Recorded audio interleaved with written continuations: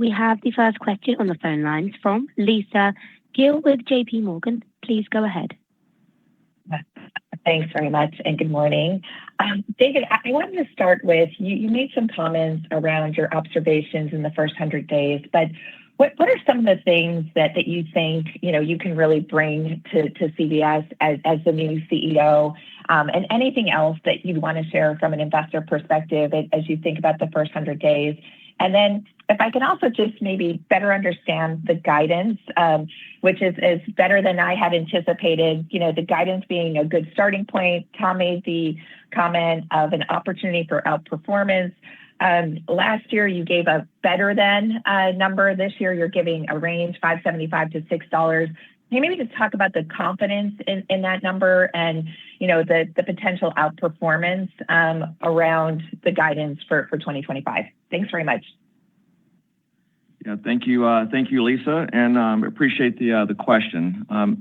Let me give you a little bit of perspective on the first 100 days, and then the things that I believe that we're focusing on and can deliver into 25. So, as I mentioned, the first quarter or the very first earnings call, I needed to focus on the most pressing and urgent issues of the company, which at this point I'm happy to report we spent a lot of time focusing on Aetna, and we've actually delivered material progress in terms of stabilizing Aetna's operation and also bringing the financial discipline back to the organization. So I think as you look towards the open enrollment as well as the progress made, I'm very confident, very bullish on the continued recovery of that business. I think that the second piece, and this speaks to where I've spent the last 2 years, it's critically important that we continue on this pharmacy transformation journey. We recognize that there are kind of headlines around the role that PBMs and pharmacies play, and the fact that we've made significant progress in both changing the pricing models, whether it be on CVS Pharmacy's CostVantage, which we had 100% adoption in the commercial space, or within Caremark's True Cost model, which we now have more than 70% of our clients adopting more than 2 of the features or attributes of that model. These are really important elements, I believe, that continue to drive change and or transformation in the market. And the last thing I'll say is that the success that we had in the biosimilar launch with Cordavis was unprecedented. We created what I believe is a durable biosimilar market. We led the market in terms of the volume and the conversion change, leading this with both technology and an opportunity to lower costs for our customers. So those are the 2 big headlines on the business front. And I think, as I look at the role that I'm playing is making sure that I'm surrounded with the right leadership. So this right leadership team, I mentioned Steve Nelson coming in from the outside. He's been on the job now 90 days leading Aetna, both stabilizing that leadership team and the operations and the financial organization. And then we've also announced Prem Shah in a new group president role during the last quarterly earnings. And that's allowed for us to both promote and elevate talent within the organization. So we have Len Shankman now running CVS Pharmacy, which is a 20-plus year veteran of the business. We have Dr. Shree now running our healthcare delivery assets, which again is a long tenured leader here in our business. And then Ed Devaney running CVS Caremark, which is another 20-year veteran of the business. So I think it shows the strength of the leadership team and the bench that we've built in the organization, which is going to continue to allow us, I believe, to lead from the front. So as I look at specifically your question about the role that I'm playing, I believe we have the right assets. I think we've established the right priorities for the business and the right strategy. And hopefully at this point, we're going to continue to, at least in the listening tour, be able to earn the right to become America's leading and most trusted healthcare company. So with that, I say my first 100 days was a leadership transition, and now the focus will be a leadership transition becoming a transition to leadership. So let me spend a second talking about the second question on guidance. It is without question important for me to establish both trust and credibility in terms of being able to deliver on the promises and commitments that we've made. So while we're going to talk about the overperformance and some of the drivers there, I also want to make sure that that I'm in a position to make sure that we're delivering on the commitments and promises that we're making to the investment community. So with that, Tom, if you could share a couple of thoughts on the 25 year. Absolutely. So, Lisa, thanks for the question. And thanks, David. We set this out to be an achievable target with opportunities for upside. I think and hope that there are opportunities across all of our businesses, but the one that, I think investors are rightfully most focused on is healthcare benefits. And as you think about that, you think about what I said in the prepared remarks, every point of trend is an $800 million swing on that business. And we have taken a very prudent outlook on what our medical cost trends are in our forward guidance, specifically because of how 2024 developed. And we have respectfully looked at those trends, and our guidance assumes that they persist into 2025. So whether that's in our Medicare business or our group commercial block, as we exited the year in 2024, those trends are consistent with what is in our guidance for 2025.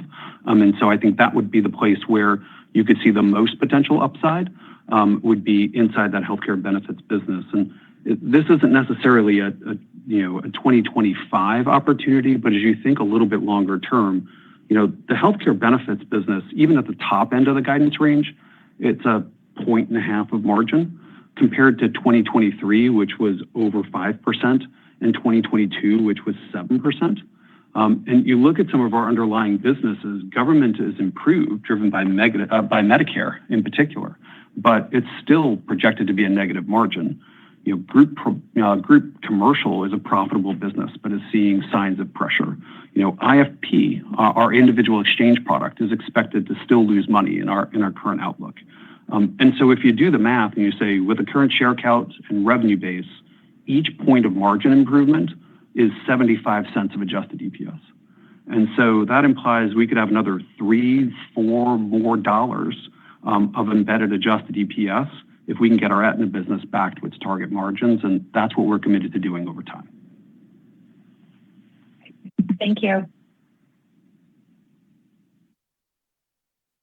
Thank you. We now have Justin Lake with Wolfe Research on the line. Thanks. Good morning. Want to follow up on some of your comments there, Tom. First, on your Medicare Advantage trend. Maybe you can give us a little bit more detail there in terms of what did the trend look like coming out of the year for 2024? And specifically, what are you assuming for trend in 2025? I know you said it's kind of you're assuming it to keep that pace. So what was the 24 trend and the 25 assumption? And maybe any detail you could share with us on kind of the cost you've taken out of the business just via the bids, for instance, and how you're seeing your membership mix kind of play out for 2025. Thanks, Justin. Let me answer what I can for you on that. So I noted this in the prepared remarks. So medical trends remained elevated, although what we experienced in the fourth quarter was less severe than what we assumed in our downside scenario. I'd also note during the quarter, we experienced positive prior period reserve development across all of our lines of business, and that was primarily related to the second and third quarter dates of service. So that was also a nice positive tailwind there. But as you look at the major businesses, starting with government, I'd say, and maybe specifically Medicare, we saw some modest improvement. It was mostly driven by our group Medicare and our dual lines of business. And specifically, we saw some relief on inpatient earlier in the quarter. Our general enrollment population continued to see elevated trends, but a lot of where that pressure was actually in the specialist lines. And we think that might be more consistent with what we talked about as a rush to care as people looked at some of the changing benefit patterns and their supplemental benefits for 2025. And so we're waiting to see how that's going to play out on those changed benefits in early 2025. On Medicaid, we did start to see some favorability in that book. Our redeterminations, came to a close in our state footprint, and that was the primary driver of the year-to-date trend was those redeterminations. So as that started to stabilize, we also saw a little bit of improvement there and some modest rate improvements versus what we had forecast.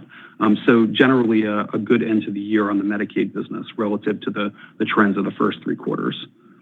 In the commercial block, trends in core commercial remained elevated, and we saw some modest underlying improvement, but that was offset by stop loss. And as you look at the stop loss, it's very similar to what others in this industry have seen. It's about the more specific attachment points than the aggregate attachment points. And also within our commercial block then on IFP, we really continued to see trends accelerate into the fourth quarter, and a lot of that was actually driven by inpatient claims. We also took a little bit of an enhancement on our risk-adjusted revenue accruals after we got the most recent weekly data, although that was a little bit less than what we had previously talked about in that downside scenario. I'd say as you think about that book in particular, the most important factor there in 25 is going to be the significant pricing changes we took, and we're in the process of understanding how that mix change, because that book could easily shrink in half, how that's going to yield the performance this year, and so we've taken a cautious outlook relative to that book overall. Respect to 25, it's a little too early to comment with any it's a little too early to comment with any confidence, particularly given how much our membership mix has changed. I'd say overall, our outlook remains respectful with respect to trends because they were so high almost all of last year. Thankfully, things like the impact of the 2 midnight rule are now incorporated into the baseline, which should help to normalize some of our trends this year. I guess I could also say we feel good about how our reserves as of 12/31 are developing at this stage, but it's really early. And so we'd like to have a better understanding of how that baseline is going to perform in 25 before we get too far ahead of ourselves.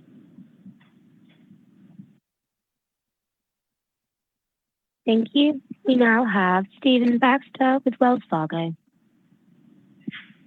Yeah, hi, thank you. I was hoping you could update us on where the Medicare Advantage margins ended the full year 2024 and what's assumed in the guidance for 2025. That's basically, the pacing of this obviously is going to be a huge area of focus for the investment community. Any kind of general comments you can talk about, progression of MA recovery over the next, couple of years beyond 2025 would also be appreciated. Thank you. Yes, Steve, maybe I'll start and then I'll turn it over to Steve because I think, it'd be good for you to hear from him about how he's been thinking about this business and, how he's been moving the business along, the Aetna business. The business itself ended, the year with margins consistent with what we last said. They were in the, negative 4.5 to 5 range. We're improving that margin in the current outlook. It's not getting back to break even.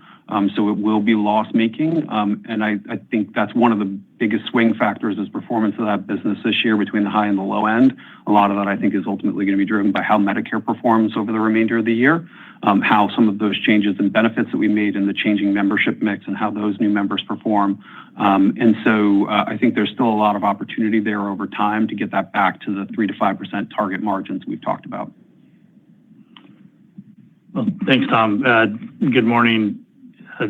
Actually, happy to make a few comments, just kind of perspective generally about it, and then I'll go into the Medicare Advantage business. But first of all, thrilled to be part of the CVS Health leadership team, and honored to lead Aetna. I've competed against Aetna for many years and found it to be a really strong brand and really known for its innovation in both product and clinical. And so, my early read is there's a lot to build on. And, I add my commitment, my personal commitment to David's remarks and Tom's and the entire CVS Health leadership team and the Aetna team to return Aetna to its target margins over a multi-year period. So encouraged in the early days and confident that we can do that. I think we've made some really quick progress in a lot of areas. I'll just highlight a few. Our capabilities around forecasting and all the levers and capabilities around managing total cost of care, really encouraged by the early progress and really meaningful progress there.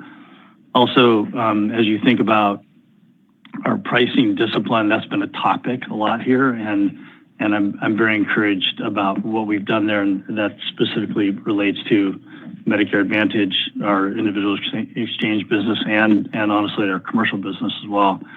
And then we've been leaning into member experience with our cutting edge technology and and really happy with some of the progress there. We've stabilized our operations and strengthened them, which has led to and evidenced by a really well-executed welcome season in January. And we've also welcomed one of the largest accounts ever sold in Aetna, state of North Carolina, and that implementation has gone really, really well. Specifically on Medicare Advantage, the combination of the stars tailwind, best in industry performance there, the discipline that we used when we put together a 2025 benefit plan, and then the really well executed AEP, I think all points to a really strong future for our Medicare Advantage business. It's positioned well, the momentum we've talked about, and specifically, this was a day-to-day, almost hour by hour kind of decisions that we made through this execution, where we looked at our product mix, and there were several products that we did not see a path to target margin, and we exited those products and then transitioned our members into new products, and that's gone better than expected. And so that's just kind of one piece of evidence about how we're executing, how we're thinking about the business. Super committed to being an excellent performer and a leader in Medicare Advantage. So, I could go on, but I'll just say my early days here, my first 3 months, very encouraged and very confident in our path forward. Thanks, Steve. Maybe just one other comment. As I look at the last 90 days with Steve's onboarding, the Aetna team has been incredibly resilient. There's obviously been a lot of pressure and a lot of focus on the turnaround efforts, and I think what Steve's ability to manage and lead and deliver a better and improved culture around that organization has allowed us, I think, to perform and execute, which is really the theme of the day, which is making sure that we deliver and execute against the commitments that we made. And so it started with the open enrollment, which there was a lot of fine tuning and making sure we had the right mix. And then we couldn't lose sight of the largest account that we onboarded with the state of North Carolina, which was done. And the team did just an exceptional job of staying focused and delivering on the service levels for our customers. Thank you. We now have Andrew Mok with Barclays on the line. Hi, good morning. We spent a lot of time talking about Medicare margins, but you also took aggressive actions on the individual ACA business. So was hoping you could elaborate on those actions, including any changes to provider networks and expected impact on margins embedded in guidance. Thanks. Sure, Andrew. Happy to take a shot at that. As you think about that business, so it ended the year at about 1.85 million members. And, it's going to probably be sub 1 million members this year. And that's, consistent with the actions that we took. This is a business that, had about $10 billion of premiums last year and lost nearly $1 billion. And that's just not acceptable performance. So part of that performance last year was, as we've talked about, that we had a risk-adjusted true-up out of 2023. And I think we've spent a lot of time with the team, with the new CFO there, on thinking about how it is that we want to accrue, how we want to understand what the weekly data is telling us, and what the potential risks associated with that data are. I feel good about where it is that we are booked at the end of this year, that should hopefully not be a problem that comes back to bite us in 2025. So then the question becomes, what is the value of the actions that we took? And with a membership mix that has churned so substantially, we think that we will make progress, but we really need to understand a little bit more about who even some of those members are, because they have until the end of March to pay their first month's premium and be retroactive. But we feel good that we will make margin improvement in that business. That's embedded in the guidance. It will not get back to break even this year.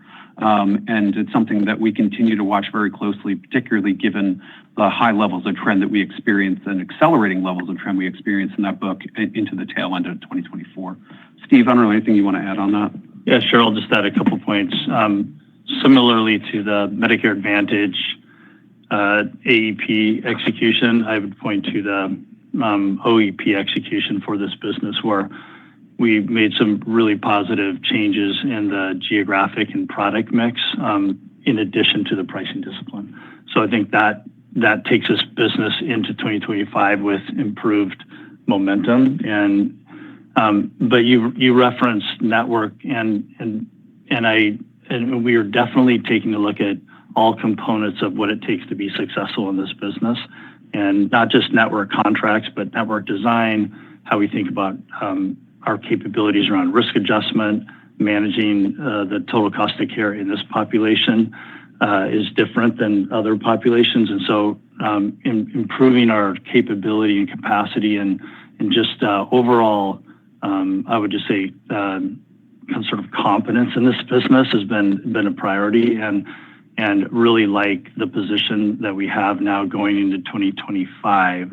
But look, the business needs to perform at target margin, and we're committed to getting it back to that. It plays a really important role for individual consumers, and it doesn't play a role in our portfolio, but it needs to perform at the target margin. So, I think we've taken good steps, more work to do, but we're committed to returning it to its target margins. Off to a good start. Thank you. Your next question comes from Erin Wright with Morgan Stanley. Great. Thanks for taking my question.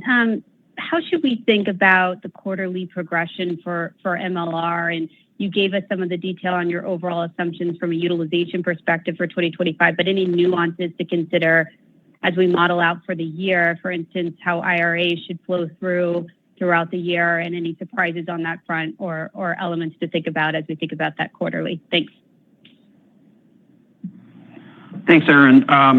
So I did have some comments about seasonality in the prepared remarks. We think it's going to be more of a 55-45 first half, second half split this year. And the primary driver of the seasonality change is healthcare benefits, and it's really that IRA impact, but also don't forget the PDR kind of messes a little bit with the cadence of earnings in 2024. Hopefully something we won't have to deal with again. But as you think about the Inflation Reduction impacts, to the Part D premium, we now get that premium upfront and monthly, and we no longer have the same level of reinsurance protection, particularly at the back part of the year. So your MBRs for the Aetna business, they're going to be lowest in the first quarter, and they're going to be highest in the fourth. And you could see 8 points of swing between the first and the fourth quarter as you think about the progression of earnings and the progression of MBRs there. And that's on the total of Aetna. And the second and the third quarters will probably be more similar to each other, but there'll be a little bit more pressure in the third quarter than the second. But as you think about that changing cadence of earnings, I would highlight that's a good proxy for how to think about resloping it, given the PDP impacts on our book in particular.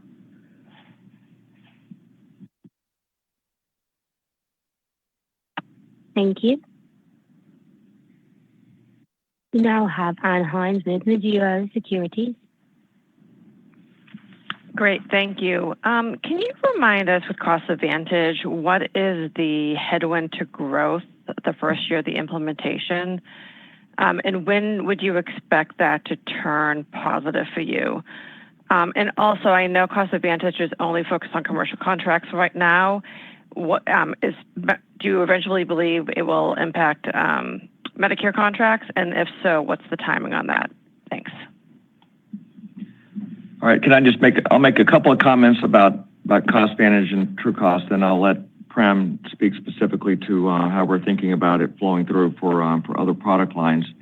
I think this is a really important initiative for this enterprise. This has been something we announced in late 23. We felt like we needed to take a leadership position in terms of changing the marketplace from a market basket to individual price products. We thought this was important for adding simplicity and transparency, and was a major push in an initiative within the organization. I'm proud to say that we've been able to move the market because we've done this collectively as an enterprise, both leveraging the work that we've done in CVS Pharmacy as well as the True Cost product portfolio that we have within Caremark. So Prem, maybe I could have you speak to how we're thinking about CostVantage from a margin standpoint. Yeah, thanks, David, and Ann, thanks for the question. So if you think about CostVantage, as we reiterated at the end of 23, and we walked through this last year, there's really three things that CostVantage was addressing. First and foremost, it was really a shift of our pharmacy reimbursement model to more closely align to our underlying cost of our business and the value that we create as a local community pharmacy for the tens of millions of patients that we serve. Secondly, when you think about pharmacy reimbursement, there was a lot of cross-subsidization across brands and generics, and this allows us to ensure more stable pharmacy margins and a more durable kind of process as you think about what we do inside the pharmacy supply chain, which is essentially serving the patients at the counter for a more predictable margin for every script that we dispense. And lastly, it creates the path for transparency for PBMs to provide that transparency in their drug pricing as well. And, in our conversations with payers, I'm excited to say that we got this across the finish line, 100% of our commercial market. Your question as it relates to Medicare and Medicaid, we're actively working for 1/1/26 to move the rest of our book into a CostVantage-like model. Our initial results is, from CostVantage and the, industry-leading cost of goods that we have, PBMs and payers will benefit from this, and we're trending toward delivering more than $100 million of annualized purchasing improvement across all of our generics to the PBM and payer customers under CVS CostVantage contracts. And as we continue to improve cost of goods, we pass that through CostVantage to our customers.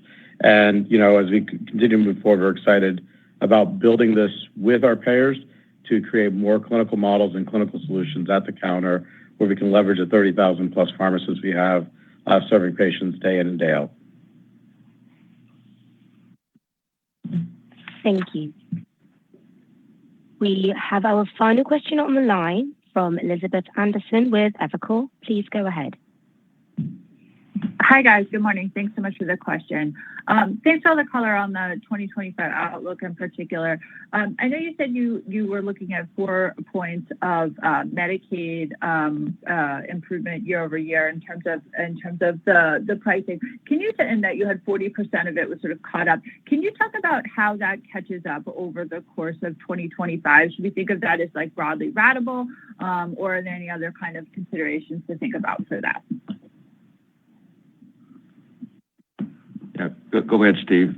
Sure, I'll start, and then Tom, I'm sure you'll have some thoughts too. But so the team has worked really hard. The local Medicaid teams across all the different states worked hard through the redeterminations and worked closely with state partners in combination with our great government affairs team. And yes, we are anticipating about a 4.5% year-over-year increase as we start 2025.